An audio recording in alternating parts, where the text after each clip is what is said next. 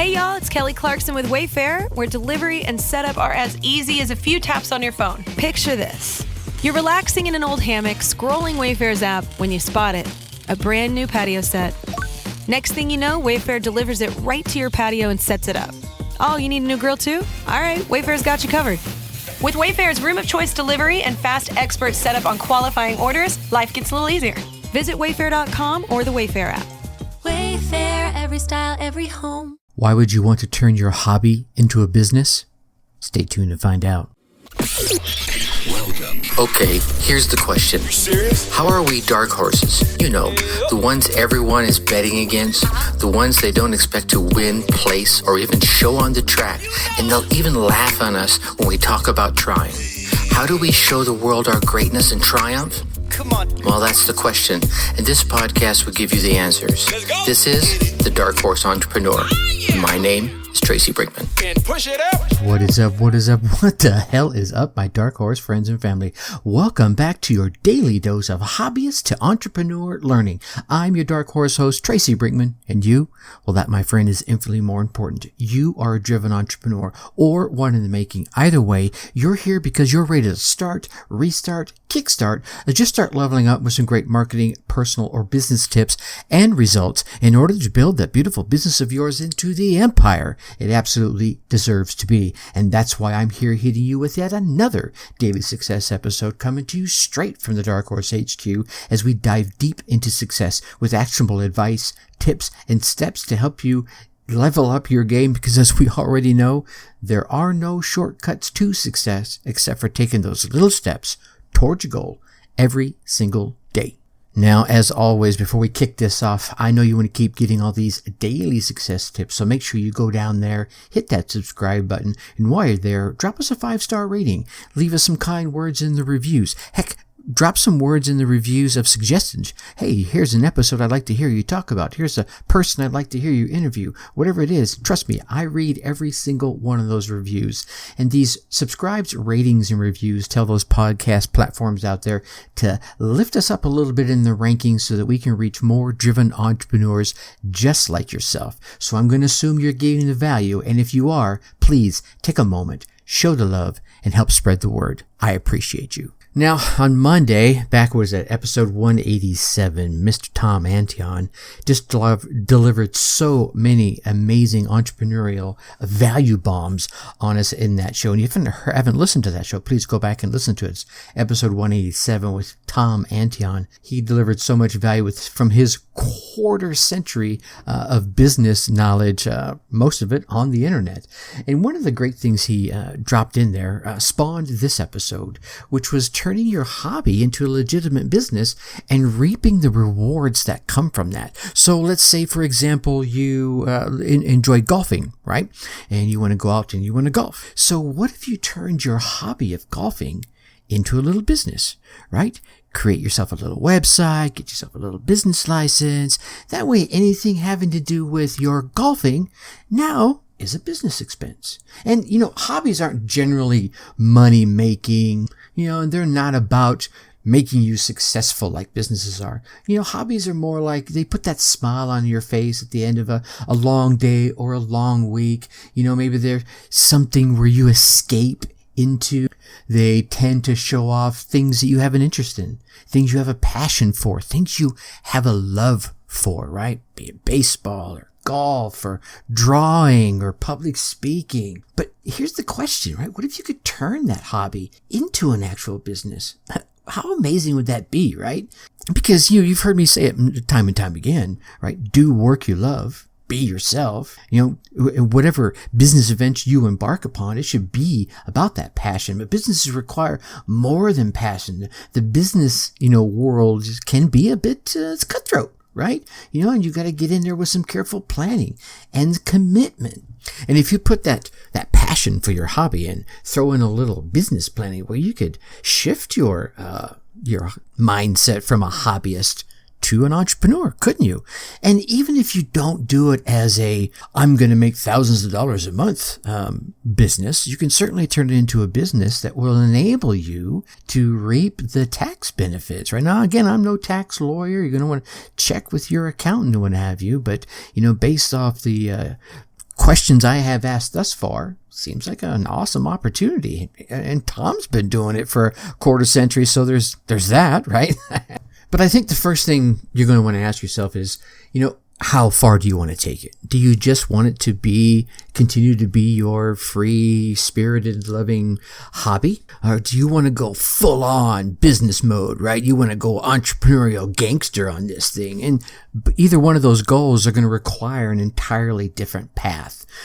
Some of the steps involved in both paths would be the same, but at some point they're going to veer off and go separate paths. And so if you just want to be a little side hustle, that's cool, right? If you just want to be able to expense that hobby into a legitimate business platform, that's one. But if you want to go balls out, full on entrepreneurial gangster, well, then you're going to be traveling a bit of a different road. So you'll want to know where you want to go. This comes back to that goal setting episode we talked about, right? You want to have that vision for what you want it to be, and then you can start reverse engineering back into it. Now, either way, I think on both paths, one of the things you're going to want to do is brainstorm some ideas of how you could turn the hobby into a business. Perhaps you have this love for drawing. For art in general, right? And so you go back to the drawing board, no pun intended, and you start honing your skills. But if you think about it, in the world of drawing, whether that's drawing or painting or charcoal or, metal sketching, any kind of art form, you could have different business mechanisms. Let's say maybe you could go from the creator of a piece of art, which is one avenue. And remember, we talked to Vera Lee Chernow a couple of weeks ago, and that's one of the things she does. But maybe you could shift that into being a distributor of art, right? You find pieces of art and sell those pieces of art for a profit. Maybe you find odd, obscure pieces and you turn around and auction or sell those off. Remember, we had Christina on the show a few months back, and that's what she did early on in her career. So there are a number of different ways. I think these ways will only be limited by your creativity. And maybe as you start one, you might find an opportunity you didn't even think about, right? You get in, you start selling your pieces of art, and you find matching pieces of art. So you're selling someone else's, and then it turns into something else as it grows into this business venture of its own. And the next tip I want to give you is, no matter which venture you want to go down, I think the first thing you're going to do is practice. I mean, it's a hobby, right? You've been doing it a bit, and if you want to turn it into even a hobby level business or a real full-on entrepreneurial gangbusters kind of business, you're going to want to practice it more.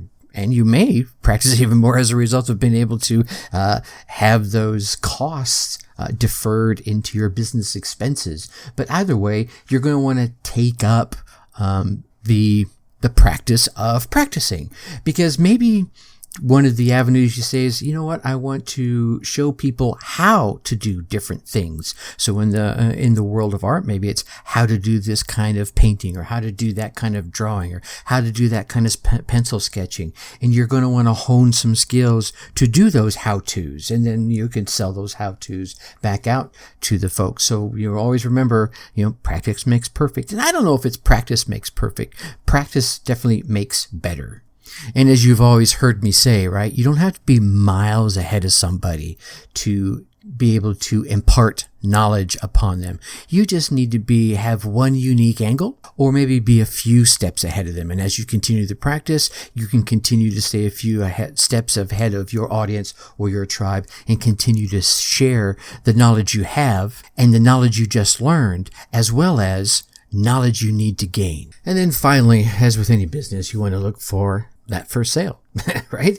And it'll be that first sale that will fire you up, make you get up, take the next step, and repeat. And if you're out there and you're putting your content out there, and you're putting your message out there, and you're putting your hobby / business out there, and you're not getting a sale, maybe it's time to step back and say, okay, wait a minute. Is there really a market for this? All right. Is it my message, or is it my product, or whatever? If I think my message is okay, is it getting to the right people? Right? You don't want to be putting out artsy fartsy messages to hardcore headbangers. The market for that it's very small, right? And you don't want to be putting out hardcore headbanger message to people that enjoy the easy listening sounds of the 50s.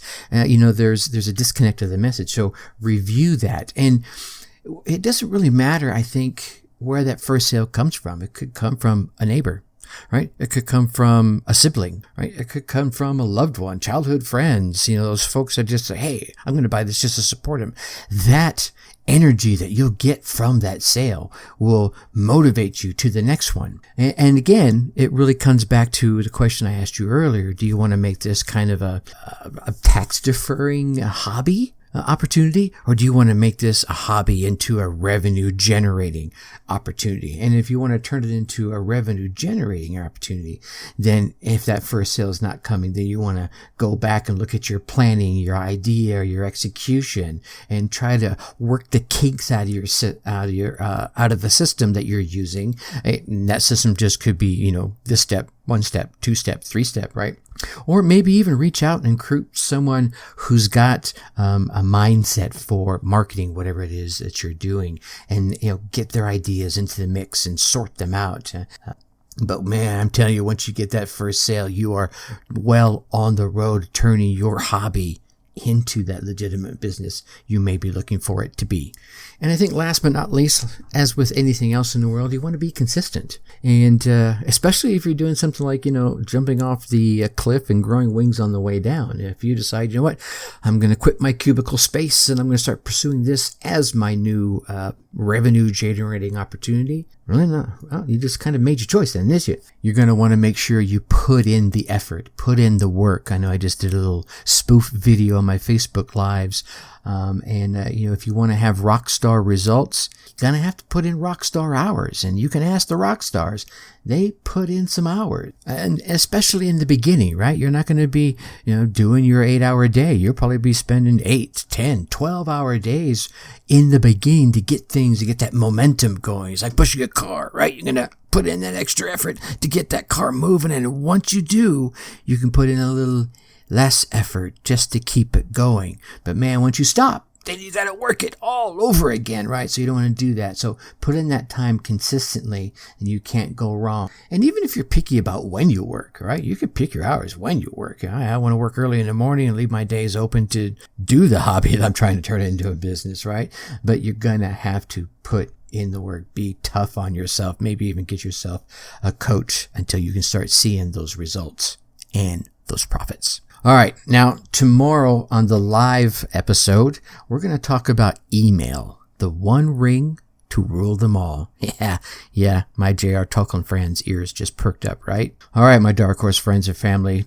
Once again, I know you want to keep getting all these daily success tips, so be sure you go on down there, hit that subscribe button while you're there. Yeah, that 5-star rating and those kind words in the reviews, those subscribes, ratings, reviews are going to tell those podcast platforms out there that you're getting the value and lift us up in the rankings so that we can reach more driven entrepreneurs just like yourself. So please take a moment, show the love, and help spread the word. Then come on over and join us in the Facebook group. There's going to be a link right down there in the show notes. Go ahead and click that. That will take you straight over there. I look forward to jamming with you inside the Facebook group, along with the other driven entrepreneurs. We can get together and connect with each other on a more intimate level. Plus, you'll be there available to ask questions live when I do the live episodes via StreamYard in the Facebook group. All right, you get out there, you run your race, you get your results, and come on over to the Facebook group and tell me about them. That way I can celebrate with you.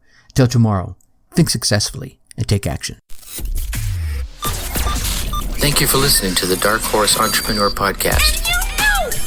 Thanks for tuning in. Check us out at www.darkhorseschooling.com. All right. My name is Tracy Brinkman.